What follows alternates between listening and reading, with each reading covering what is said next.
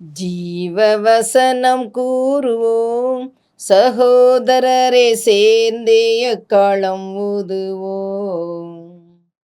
கர்த்தருடைய நாமம் உயர்த்தப்படுவதாக. இந்த நாளிலும் ஜீவ வார்த்தை ஒன்றை கேட்போம்.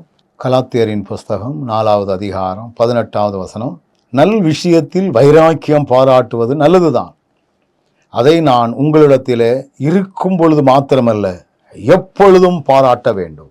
நல் விஷயத்தில் வைராக்கியம் பாராட்டு, இதுதான். இப்போ நம் மூலமாக ஆண்டவர் மகிமை அடைய வேண்டும். ஆண்டவருக்கு கொடுக்கக்கூடிய மகிமையை எந்த ஒரு தனி மனிதனுக்கும் கொடுத்து விடக் கூடாது.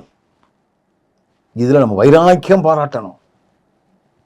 இப்படி வைராக்கியம் பாராட்டணும்னா சில மனிதர்கள் எதிராக வரலாம். தங்களுடைய பெயர் வர வேண்டும் என்று பெயர் விளம்பிகள் எல்லாம் ஆத்திரப்படலாம். நீ நல்ல விஷயமா இருந்தா நீ வைராக்கியமா நெல்லு. ஆண்டவர் மகிமைப்படக்கூடிய காரியத்துல வைராக்கியமாக நெல்லு. அநேகர் சொல்லுவார்கள், பிரதர் நீங்க நிறைய பேர் இடத்துக்கு போறீங்க, எவ்வளவு வேணும்னு கேட்க மாட்டேங்கிங்க, நாங்க எவ்வளவு வேணும்னு கேட்டாலும் நீங்க ஒன்றும் சொல்ல மாட்டேங்கிறீங்க, என்ன பிரதர்? நான் அந்த விஷயத்துல வைராக்கியமா இருக்கிறேன். யார்கிட்டையும் நீங்க இவ்வளவு தாங்க, எனக்கு இவ்வளவு வேணும் கேட்கறதே இல்லை. என் ஊழியத்தை அறிந்திருக்கிற கர்த்தர், ஊழியத்தை கொடுத்திருக்கிற கர்த்தர், ஊழியத்தினுடைய தேவைகளையும் அறிந்திருக்கிற கர்த்தர் அவைகளை செய்வார்.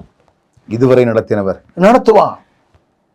நிறைய இடங்களுக்கு போறேன், பாடல் பொறுப்பு நாங்க தான், இசை பொறுப்பு நாங்க தான், செய்தியே நாங்க தான். சில உபவாச கூட்டத்துக்கு போனா 4 மணி நேரம் நிற்க வேண்டியிருக்கும். சில கன்வென்ஷன்களில் 2.25 மணி நேரம் நிற்க வேண்டியிருக்கும்.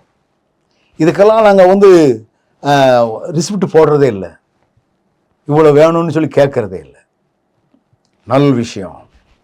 கர்த்தருடைய வார்த்தைகளை பிரசங்கிப்பதற்கு ஆண்டவர் தரக்கூடிய நல்ல ஒரு ஸ்டேஜ் நமக்கு கிருபையா கிடைச்சிருக்குது.